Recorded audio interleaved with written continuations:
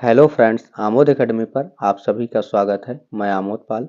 हम लोग इस वीडियो में आरपीएफ कांस्टेबल में जो खेल से संबंधित आए हुए क्वेश्चन है उसको देखेंगे। पहला प्रश्न है, भारतीय फुटबॉल एसोसिएशन की स्थापना किस स्थान पर की गई है? तो पुणे, ऑप्शन ए है Pune, option B Agartala, option C Kolkata, option D Chennai. इसका सही ऑप्शन होगा सी कोलकाता।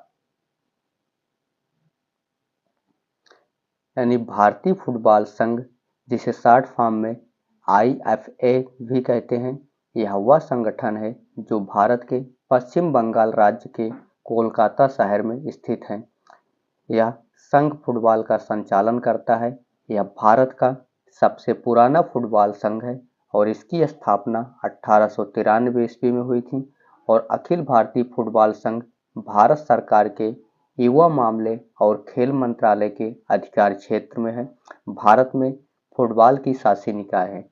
यानी भारतीय फुटबॉल संघ की स्थापना कब हुई? तो 1893 में हुई और इसका मुख्यालय पश्चिम बंगाल के कोलकाता शहर में है। यह बानी भारतीय फुटबॉल संघ जो है फुटबॉल का संचालन करता है और यह किस मंत्रालय के अधीन है? तो यह भारत सरकार के युवा मामले और खेल मंत्रालय के अधीन है। अगला प्रश्न है, निम्न में से कौन सा कौशल भिड़ंत प्रतिस्पर्धा यानी मुकाबले से जुड़ा हुआ नहीं है? Option A skiing, option B judo, option C kung fu, option D Kalaripayattu. इसका सही ऑप्शन होगा ए स्कीइंग। जूडो, कुंग फू, कलारीपयट्टू कौशल भिड़ंत प्रतिस्पर्धा से जुड़ा हुआ है, जबकि स्कीइंग जो है कौशल भिड़ंत प्रतिस्पर्धा से नहीं जुड़ा हुआ है। IISM गुलमर्ग हमारे देश में एक आधुनिक और सबसे लोकप्रिय स्कीइंग प्रशिक्षण संस्थान है, जिसे भारत सरकार के पर्यटन मंत्रालय द्वारा स्थापित किया गया था। अगला प्रश्न है, निम्न में से कौन सा प्रदेश अपनी मार्शल आर्ट की थांगता शैली के लिए प्रसिद्ध है? Option A Nagaland, option B Manipur, option C Mizoram, option D Assam. इसका सही ऑप्शन होगा बी मणिपुर।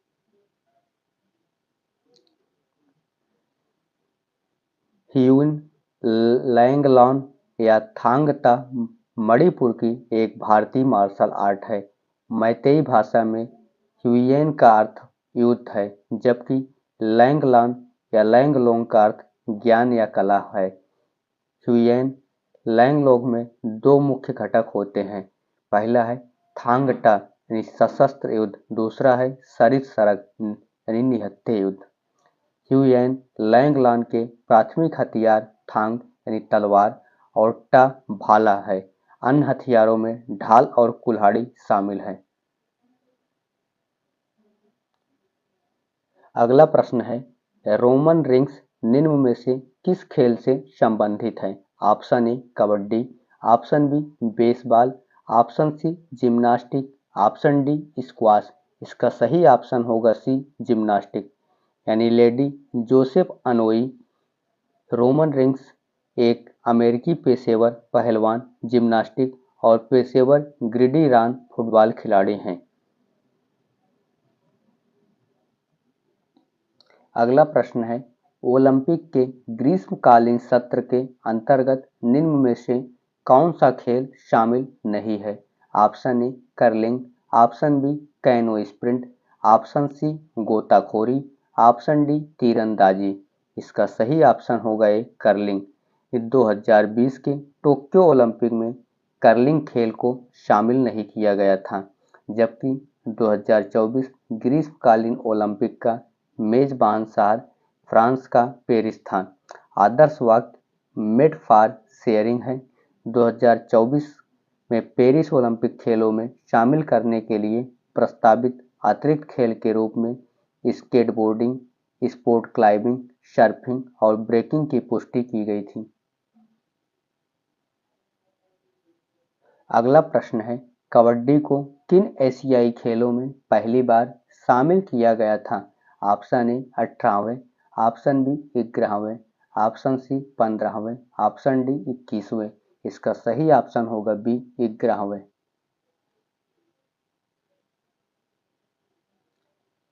एशियाई खेलों को एशियाड के नाम से भी जाना जाता है।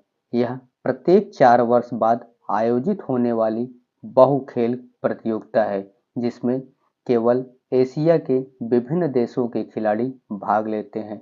कबड्डी को 11वें एशियाड खेलों में पहली बार शामिल किया गया था। अगला प्रश्न है, दिए गए विकल्पों में से कौन सा संगठन खेल फुटबॉल से जुड़ा हुआ है? Option A K F I, option B F I F F यानी FIFA, option C A I K F, option D A I T A. इसका सही ऑप्शन होगा B F I F A यानी FIFA. FIFA का पूरा नाम federation international football association FIFA. फीफा संगठन फुटबॉल से संबंधित है। फीफा की स्थापना 1904 में हुई थी। इसका मुख्यालय स्विट्जरलैंड के ज्यूरिख शहर में स्थित है। यानी फीफा का फुल फॉर्म क्या है? तो फीफा का full form federation international football association है। इसका संबंध फुटबॉल खेल से है। इसकी स्थापना 1904 ईस्वी में हुई थी और फीफा का मुख्यालय जो है स्विट्जरलैंड के ज्यूरिख शहर में स्थित है। अगला प्रश्न है, निम्न में से कौन सा प्रसिद्ध व्यक्ति कुश्ती से संबंधित है? Option A Mary Kom, option B Bajrang Punia, option C Deepa Karmakar, option D Jitu Rai. इसका सही ऑप्शन होगा बी बजरंग पुनिया। यानी मैरी कॉम का संबंध किससे है? तो मुक्केबाजी इस खेल से है। और बजरंग पुनिया का संबंध किस खेल से है? तो कुश्ती खेल से है। और दीपा कर्माकर का संबंध किस खेल से है? तो जिम्नास्टिक खेल से है। जीतू राय का संबंध किस खेल से है? तो शूटिंग खेल से है। अगला प्रश्न है, किस वर्ष में खेल वाटर पोलो को पहली बार विश्व ओलंपिक में शामिल किया गया था? Option A 1936, option B 1996, option C 1934, option D 1900। इसका सही ऑप्शन होगा डी 1900। यानी वर्ष 1900 में वाटर पोलो खेल को विश्व ओलंपिक में शामिल किया गया था। वाटर पोलो पानी में खेले जाने वाला खेल है, जिसमें दो टीमें अपनी प्रतिद्वंदियों के पाले में गेंद फेंक कर गोल करने का प्रयास करती हैं। प्रत्येक टीम में 6 खिलाड़ी तथा एक गोलकीपर होता है। यानी वाटर पोलो खेल को विश्व ओलंपिक में कब शामिल किया गया?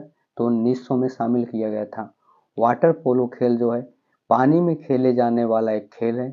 इसमें दो टीमें अपनी प्रतिद्वंदियों के पाले में गेंद फेंककर गोल करने का प्रयास करती हैं और पोलो खेल में प्रत्येक टीम में 6 खिलाड़ी तथा एक गोलकीपर होता है।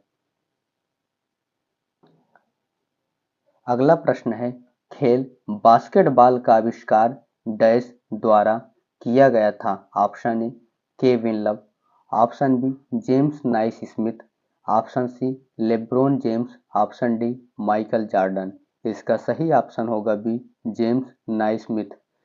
यानी बास्केट खेल का आविष्कार जेम्स नाइस्मिथ ने 1891 ईस्वी में किया। यह एक कनाडाई शारीरिक शिक्षा प्रशिक्षक थे।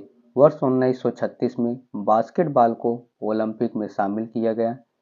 बास्केटबॉल दो टीमों के बीच होने वाला खेल है, जिसके हर टीम में 5 खिलाड़ी होते हैं। यानी बास्केटबॉल खेल का आविष्कार किसने किया? तो जेम्स नाइस स्मिथ ने किया 1891 ईस्वी में। और जेम्स नाइस स्मिथ जो हैं यह कनाडाई शारीरिक शिक्षा प्रशिक्षक थे और वर्ष 1936 में बास्केटबॉल को ओलंपिक में शामिल किया गया। बास्केटबॉल दो टीम के बीच होने वाला एक खेल है और प्रत्येक टीम में 5-5 खिलाड़ी होते हैं। अगला प्रश्न है, कौन सा शब्द जूडो खेल से जुड़ा हुआ नहीं है? Option A ippon, option B yuko, option C Roman ring, option D wazaari. इसका सही ऑप्शन होगा सी रोमन रिंग। यानी जूडो एक मार्शल आर्ट है जिसकी शुरुआत 19वीं सदी के अंत में जापान में हुई। यह जापानी मार्शल आर्ट और लड़ाकू खेल है जिसमें शारीरिक शक्ति और मानसिक दृढ़ता दोनों की आवश्यकता होती है। जूडो में 3 अलग-अलग प्रकार के स्कोर होते हैं, जिन्हें उच्चतम स्कोरिंग से निम्नतम स्कोरिंग के क्रम में इस प्रकार हैं: इप्पोन, वाजा-आरी, यूको। यानी जूडो जो है एक मार्शल आर्ट है। इसकी शुरुआत 19वीं शताब्दी के अंत में जापान से हुई थी। जूडो में 3 अलग-अलग प्रकार के स्कोर होते हैं, जिन्हें उच्चतम स्कोरिंग से निम्नतम स्कोरिंग के क्रम में इस प्रकार है। पहला है उच्चतम स्कोरिंग इप्पोन, उसके बाद वाजा-आरी, उसके बाद सबसे निम्नतम स्कोरिंग है UCO. Thanks for watching this video.